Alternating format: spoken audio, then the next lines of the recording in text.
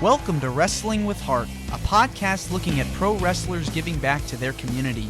Join me, Stanley Carr, as I interview wrestling's hottest names who use their platforms as entertainers to raise awareness and do community service. Hello and welcome to another edition of Wrestling with Heart. This is the show where we talk with professional wrestlers and professional wrestling personalities about their lives in and outside of the ring, as well as doing acts of charity work, community service, volunteering, and spreading positivity. We're all about the positive vibes here on the show, and I've got a very special guest with me today. He is a professional wrestler, booker, announcer. He works currently for AIWF Wrestling, which is the sanctioning body of independent pro wrestling. Pleased to welcome the one and only Matt Classic. Matt, Thanks for welcome having to me, the Stanley. podcast. Yeah, it's my pleasure.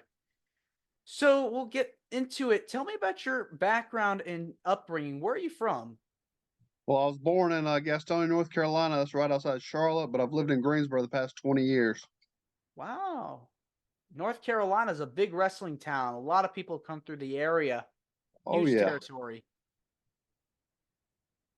Oh, yeah, definitely. North Carolina's great. I mean, we're a hotbed for wrestling still to this day. I mean, it was huge here throughout the 80s, 90s, etc.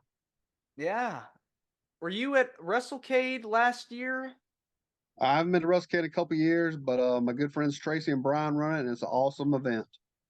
I was there over at the convention center, getting to meet so many different people. It's huge. If you've never been before to WrestleCade, I highly recommend going because you'll meet like so many different legends and just all kinds of people in the business. And the fans, getting to see the fans and for the fans to meet their favorite wrestlers, that's an awesome feeling. So it was a really cool event. 3 Yeah, days. I know they had over 10,000 people there about every year, so that's amazing. It is really is awesome. When you've gone to WrestleCade before, tell me about your experience. Oh, WrestleCade, it was fun. I went to the first one that Tracy and Brian had. I've known both of them for years, and I mean it was just a great experience. But it's gotten bigger and bigger every year. So, Yeah, it's been huge. So let's start talking about your upbringing as far as the wrestling business is concerned. What got you into professional wrestling? well, what got me into professional wrestling? I mean, I always went to the shows, watched on TV. My dad, he would take me any show within like an hour of our house in Gastonia, we'd go to it. So that's how I got into it in the first place. But then I trained and I got into the business, and then I transitioned to the side I'm on now, which is the administrative side. And like I said, I've been with the AIWF for the past 17 years. So, Amazing. Well, so when you watched wrestling growing up, who were like your favorites that you just idolized? oh, Ric Flair was definitely my idol. I mean, fellow North Carolina guy. I mean, Ric Flair is like a god around these parts. Oh, no kidding. He's just a living legend, and he's wrestled so many greats of the business. Guys like Undertaker and Triple H, and even back earlier with Hogan and with Dusty Rhodes. I mean, he's put on so many classics. Sting. Oh yeah, Goodness Ric Flair, gracious. he's amazing. He puts on a great show always. I mean, we actually worked with his son Reed Flair before his untimely passing in the AIWF. Mm. So, what do you think of his daughter? I mean, Charlotte, she's an amazing talent. She's super athletic. I mean, she's obviously attractive. I mean, she's been a multi-time women's champion, so I mean, she's earned her due. Yeah, she has. She's carrying on the legacy. So many legends, like I said earlier, have come through North Carolina, especially, Ric Flair's an icon. Um, Now you watched wrestling growing up and idolized so many of these people. What made you decide like I've got to do this? I mean, that's the only thing I've ever wanted to do is be in wrestling, and I mean, I've had the pleasure. I've like I said, I've wrestled. I've promoted in 6 different states. I've booked multiple events. Like I say, I run the AIWF. If people don't know what that is, we're the largest global alliance in pro wrestling today. We have over 130 promotions in 44 countries and fighting championships around the country. And we've been in operation since 1992. So cool. So wrestling's been in your blood. That's something that you knew from an early age. I've got to get into this. So you started training under the tutelage of Chief Jay Eagle. Is that right? Yes, sir. Chief Jay Eagle's a legend. I mean, he's famous for training the one man gang. He also ran in South Carolina for over 35 years until actually this past year. Unbelievable. So you found out about a school. You said, I got to do this.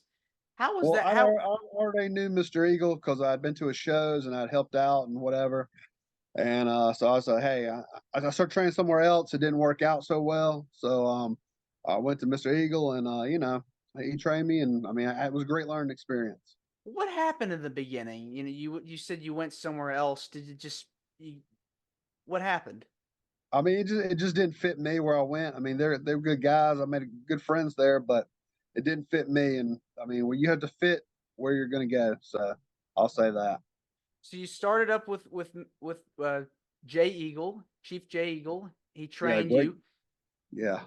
Tell me about the training process for you. It's just I mean, he's a rough and tumble guy. I mean, I wouldn't say he hurt me or anything like that, but you definitely you felt his presence, and he's going to work you till you figure it out. So, and it's he still wrestles to this day, and he's close to 70 years old. So, oh man, that's yeah. I because mean, it's great to see that you're.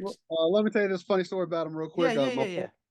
My partner, Rick Diesel in the AIWF, who Rick founded the AIWF in '92. He'd been wrestling since '87. His first match was against Chief Jay Eagle in 1987.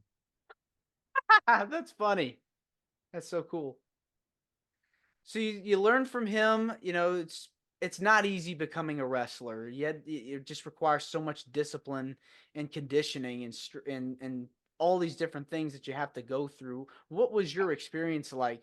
Breaking I in the mean, business. it's a world of hot dogs and handshakes, and I mean, you're performing. You're trying to make your money at the gimmick table and survive. That's all I can say. And you were doing like all these different things too, like putting up the rings and going to shows Oh and yeah, oh setting yeah, things up. yeah. And I mean, obviously, they're always going to start you as a referee. I mean, everybody that I know started as a referee, and they worked themselves up. So Well, you've worked in all these different capacities. What's something that you can tell me that you've learned from each one of them that's kind of helped you grow as an individual that's wanting to be in the business?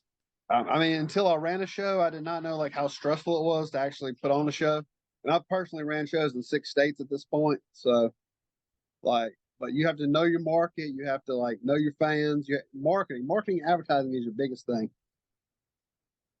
Yeah, I mean, if you're not gonna sell tickets, you're not gonna have a show to go to. And so what you had to do was you had to put together a plan, say, hey, I want this to be one of the biggest events of all time, one of the biggest events in the area, and you have to find a way to make that work. And so it's tough out there, but it seems like you're Oh able to do yeah, that. yeah, and definitely like don't. I mean, there's a good chance you're going to lose money if you promote an event. So I mean, don't you keep to your budget and stick to it. That's all I can say. When you're doing these things, when you're putting on these shows, there's a lot of work, like I said, that goes into it. What's the fun part for you of putting together an event like this? Well, when it's over, Really? yeah, when it's over, like that's when I'm the happiest. But honestly, like this, how I've did it, and it's been very successful for the majority. I've usually partnered with someone that has a building, so I don't have to worry about setting up a ring or none of that. They usually have everything set up and ready to go. And all I got to do is just advertise and put the card together and get sponsors. So, I mean, a lot of people don't have that luxury, unfortunately. I'd imagine it's hard at times to be able to find people that you can get to sponsor the event. What's the It, process for you?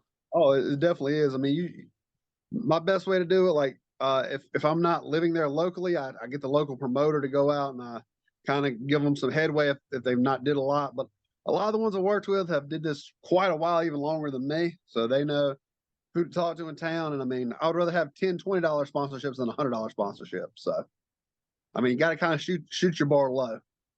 Now you've been a part of the AIWF now since 2010. Is that right? But yeah, I'd say about 2009, I think. 2009? Yeah, somewhere in there. what got you involved with that particular company? Because you've been wrestling all around the area before then, right? Before you Yeah, joined yeah. up with Well, at them? the time, I was already done with wrestling. I was working for a local promotion in Lexington, High Point, North Carolina, and they actually joined the AIWF. That's how I met Mr. Rick Diesel, and I started working for him, and then I've got to my current capacity, which is executive director. So I'm the one that pretty much runs all the day-to-day operations at this point, and it's been like that for a little while now. Well, when you have like such a huge organization like this is, I mean, you're talking about a true system that Oh yeah, it's helps. global. Yeah, like a lot of people like come through this area, and so they go to different promotions, but it's like affiliated with one. It's like running the territories. Yeah, that's essentially what it is. It's bringing the territories to a modern day, and I mean I hate to say it like this, but we're a loose alliance. I don't put a lot of pressure on who's affiliated with us. I mean, I communicate with them. I try to communicate with everybody at least on a monthly basis to know what's going on in their area. And but we don't say like, hey, you gotta do this, hey, you gotta do that. But I mean, we do have some basic rules, but other than that, we keep it pretty light and simple with each other. Seems like a very laid back environment. You have to be because I mean, wrestling, everybody wants to slit your throat. When you're putting together these shows, I'd imagine you have the local talent, plus you get some big names coming from some of the bigger companies or like legends that have worked in bigger companies that have come through. Who are some of the people that you can tell me? Oh yeah, we've had I've had on shows and I've presented. I've had Ricky Morton, which Ricky's a great guy. I've known him for years. We've had George South. I mean, I've known George South since I was 5 years old. I'm almost 40. I'll be 40 this year. So, Oh, Michael Elgin, former world champion, he's toured the globe. I had Jimmy Ray before his untimely passing. yeah. I mean, those are some big names right there. And in this organization's been growing. It's so amazing to see how it's turned out for the company. A lot of people like, again, hopefully this can really be something special in the future. Oh yeah, we're definitely working on it. And like I say, I like to see the next generation. Like I saw Cedric Alexander from his third match to where he is today. We had Andre Chase, who used to be one of the Bravados. My partner trained him, so I mean, I've seen lots of guys come up through the ranks. Yeah, it's amazing to see how this. Wheeler Yuta on AEW. He used to be Alex Kai. He trained at the AEW Wrestling School in Myrtle Beach, South Carolina. Nice. See, just it's like you never know who's gonna walk through and become a big star. It's just a who's Yeah, who of people. definitely. And All, I think that's the fun part. And Ricky Morton told me one time, he's like, you got to be the same going up the ladder as going down because everybody we're going to try to reach that pinnacle, but eventually, once we hit the pinnacle, we're coming down. and so this organization's been around for a long time now, and it's still growing. You guys have done a lot of charity work too. Tell me about some of the organizations you've partnered up with. Oh, charity work. Yeah, we did a lot. We did with Special Olympics. We've raised money for several high schools and their athletic departments. I mean, we did a lot to help our local communities. We did food drives. I mean, that's a staple, obviously. And I mean, a lot of people, they've had, medical issues like cancer or like they lost their home due to a fire. We've had a lot of charity shows for people over the years. It's always good to give back. And so was there a particular show or something that you've done in your community that really sticks out in your mind that was like one of your favorites? Yeah, my buddy Henry, he runs a charity show every year for Fox Kids. They raise money for the coats for the kids, and that's been a really big thing. And like we've raised, I think over 5,000 coats over the past 4 years. Oh wow.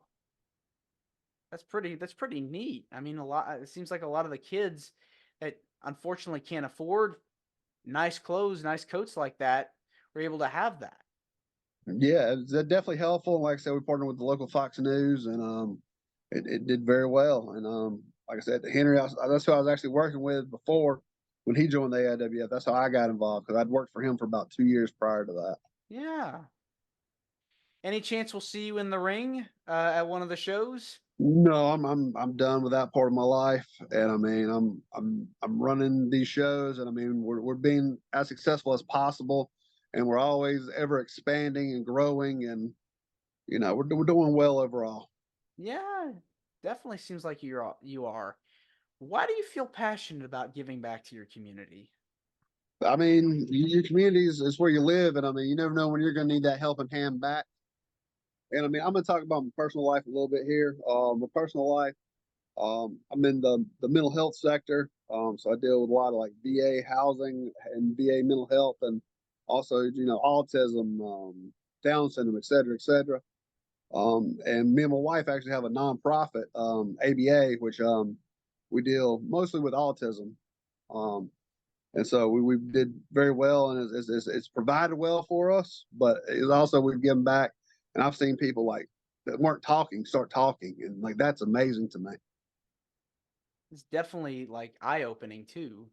Yeah, because my wife she's a therapist, so she's a speech and verbal and ABA therapist. So How long has she been involved with that? oh God, like 20 years probably. That's a long time. Yeah, yeah. So it's good. I mean, I handle more of the simple stuff, but like I said, I'm glad to make a positive impact in a lot of people's lives through that. Yeah. And like I said, we deal with a lot of like veteran causes because my father served, so did my father-in-law. So we've helped them get placed in veterans housing, help their needs and all that, and it's been good for my community.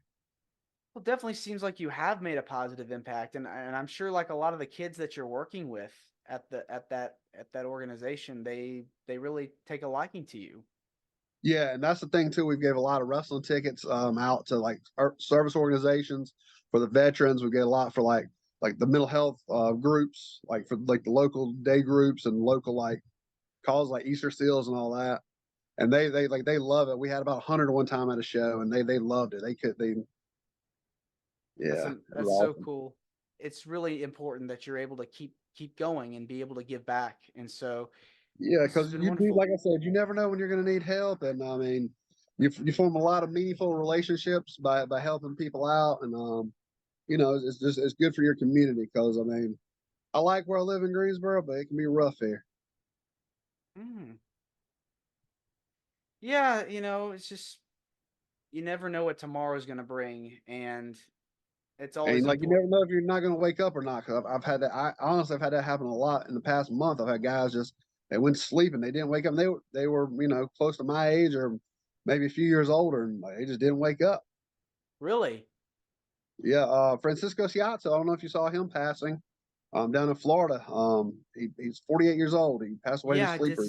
Yeah, I did hear about that. That's Yeah, just yeah, he's a former AIWF so World America tragic. Reigning Tag Team Champion with us. And Frankie was a great guy. I mean, you always didn't see eye to eye with the man, but you respected him, and he did a lot, and he got a lot of these boys to the next level. Tomorrow is not guaranteed. Uh, it's sad. It really is. But yeah, Matt, this has been wonderful getting the chance to talk with you. Uh, and again, I'd love to have you come back on the podcast in the near future. Where can people find more about you and the AIWF and You how can to hit get in me up touch at with you? Matt Classic on the Facebook. You can email me at Matt_Classic@yahoo.com. Check out our Facebook at AIWF Wrestling. We also got Instagram and X, as Mr. Elon Musk calls it. All right. Well, thank you again, Matt. You're more than welcome to come back on the show. All right, thanks so much, Stanley. You have a great night, brother. Are you too? Bye bye. Bye bye. This is Wrestling with Heart. I hope you found this podcast to be informative and entertaining. If you did, please hit the subscribe button and look out for the next edition.